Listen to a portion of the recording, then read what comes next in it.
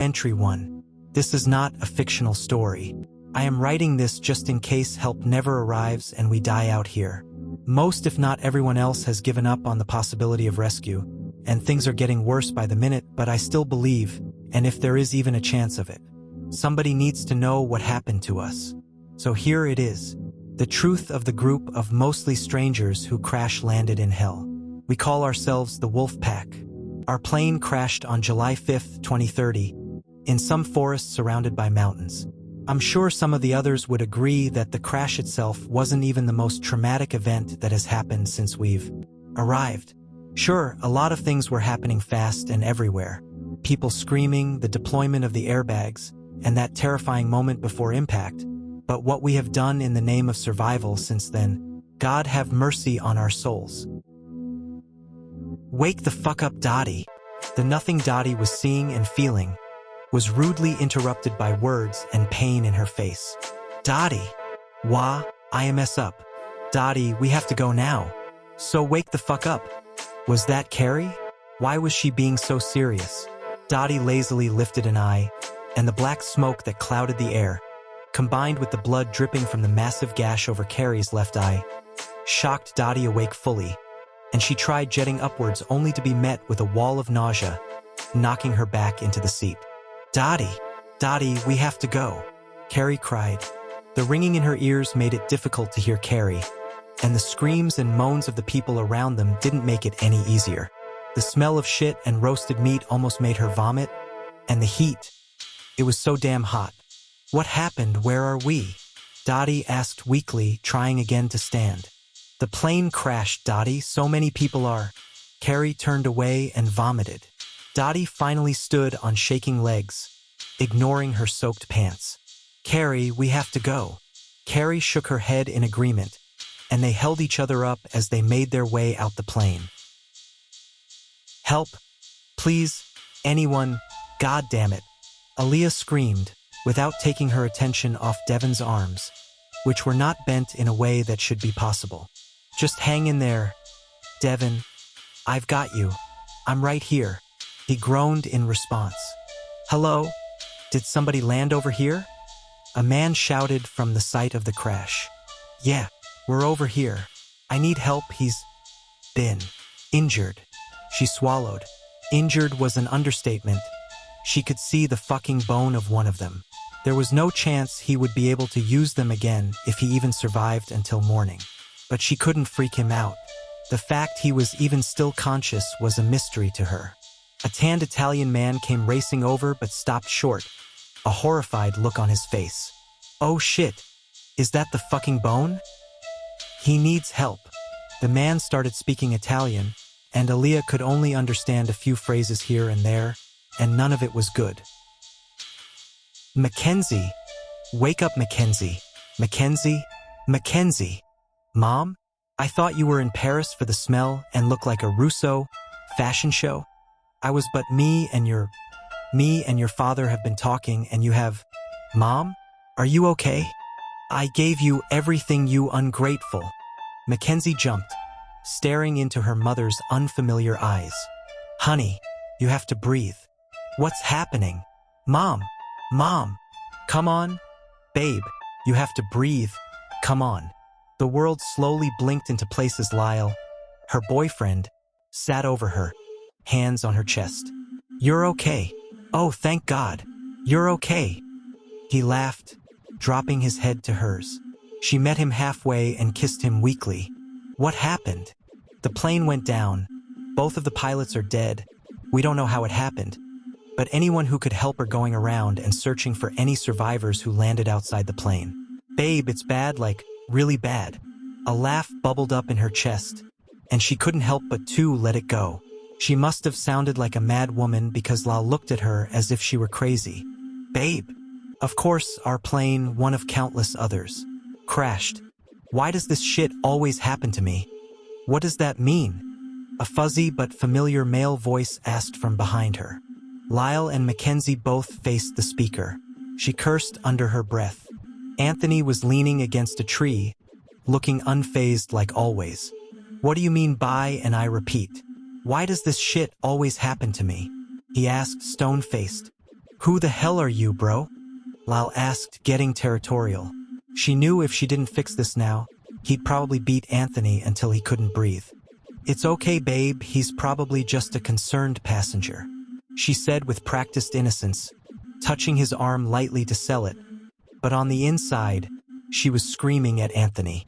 She would let him have it later once they were alone, and she could tell him just how big of a tool he is. She looked at Anthony with a forced smile. And if you must know, I was talking about family matters, so if you don't mind, I'd rather not talk about it. She needed to put him in his place a bit because she was not his toy to do with whatever he sees fit to do with her. He shrugged. Whatever. And he walked away. Aaliyah and the Italian man were racing Devin over to the tall woman, helping Josh Banner get his arm into a well-made sling, when the sight made her stop in place. Hey, miss, it's exactly the same as what I dreamt. Excuse me? She was about to respond when a cry dried out her mouth. There was blood everywhere, and somebody was screaming. She recited every word like swallowing a bit of acid. It was such a tortured scream, one that seemed to echo for miles, yet never leaves your head. Save my baby. Somebody please save my baby. Aaliyah screamed in perfect unison with the now screaming woman. The Italian man looked startled for a moment but shook it off. What are you doing? We don't have time for this. We need to drop this guy off and then help the screaming lady. Aaliyah swallowed hard and nodded her agreement. She knew there was no way that she really had a prophetic vision or some kind of premonition. Coincidence. That's all it was. Is this everyone? Mr. Soul asked as Anthony returned to the crash site. Fires danced around, and the smell of the incinerated made him want to gag. He had his sights set on a tree left of the group, but once he saw a lady ugly crying at the base of it, he changed course to one nearby and climbed up a few branches until he found a decent perch and shut his eyes. What are you doing? He let loose a breath. Not this girl. Aaliyah, so you survived the crash? Why? Aaliyah Hartman was Mackenzie's best friend, a certified nerd, and a massive cockblock. And now she was one of these screaming ingrates he'd have to deal with. Too bad for you, I just saw Lyle and Mackenzie, and not to make a pun or anything, but they were sitting in a tree kissing. Kind of like you, but there was no tree. Well, that's not 100% true. Mackenzie is my best friend, so I hear all kinds of stories about his. Gather around, Mr. Soul instructed. Maybe another time. She shrugged. Yeah, fuck you too. Look everyone, I know you're scared. I am as well, but we have to pick ourselves up. And that starts with a head count and then looking for supplies in the rubble. Barnes said, masking his own panic. They needed someone to get them through this, and he would be that someone. Everyone looked around at each other. Some red-eyed. Some with gashes all over their bodies that needed immediate medical attention. It was all a big mess, but they murmured and nodded their understanding. Great. So I'll go around and get a count and we'll go from there. It's a new dawn, it's a new day, Mackenzie said, face nuzzled up against Lyle's neck. He let out a low, breathy chuckle and rubbed his eyes with the hand she wasn't keeping hostage and using as her pillow. I need at least another hour of sleep before I can deal with your weirdness. She kissed his neck and sat up. Morning, sleepy head. Morning. She looked around for Aaliyah, but she was no longer sprawled out next to her. She must have gone to check on Devin again. Hey baby, can you go and get me some water? I'm dying over here, but going over to the crash site makes me sad. She hated even thinking about it, or the people who were still scouring the area for their lost companions.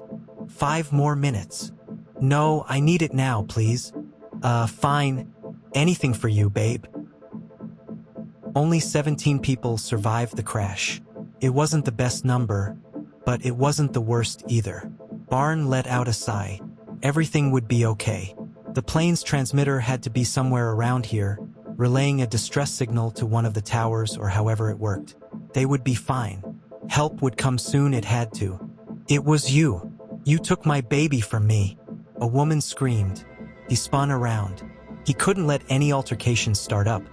They were already low on food and supplies, so he couldn't let chaos reign if they wanted to survive this until help arrived. his best student and a very brilliant mind. Ms. Aaliyah Hartman was being backed down by an older white woman in her 50s, maybe 60s, whose name he believed was Sandra Tesley. She was the woman whose kid was crushed by parts of the wing. He felt sorry for her. He did, but it was nobody's fault, and he couldn't have her starting problems. I didn't do anything. Mrs. Sandra, that's enough, Aaliyah's right. This was nobody's fault. It was her. She took my baby. The man told me. It was you. It was you. It was you. The woman cried. Who told you that? Whoever it was obviously lying. She's a high school student, not a Bond villain. The woman went quiet, and Barn looked at Aaliyah. You can go, I've got it from here. She nodded. Thank you for the save teach. It was you. Sandra lunged for Aaliyah, holding a sharp-looking piece of metal. Barn hadn't noticed she had. Shit. He couldn't get to her in time. Fuck no. He heard the crack before he registered what had happened. What the hell? More of the group had gathered around to check out what was going on, as Lyle Cancer tackled the woman to the ground and wrestled for the weapon in her hand. Fuck! Lyle exclaimed, pushing off the woman. He now had the sharp object, but he was holding his wrist as if in pain. The psycho bit me. Give it back. She has to die. It's all her fault. Harper. A tall woman came sprinting to Barnes' side. I need you to look at that bite wound, and can we get a few people to get her under control, please? The sun had set again with no help in sight. Everyone was tired and just wanted to go to their respective blankets on the hard earth and sleep.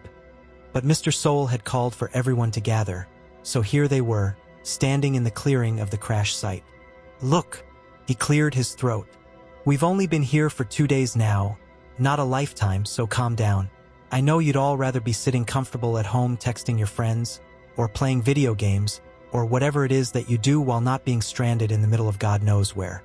Trust me, I don't want to be here either. But help has to come. Somebody has to have noticed us missing by now, and they'll come looking for us. I can feel it. So, just until help comes, we'll do what we have to do to survive. A few mumbles of agreement went around the group, but Dottie wasn't so easily comforted. His delivery was confident, and he said all the right words, but something down in her gut told her that help wasn't coming as soon as he was trying to convince them it was.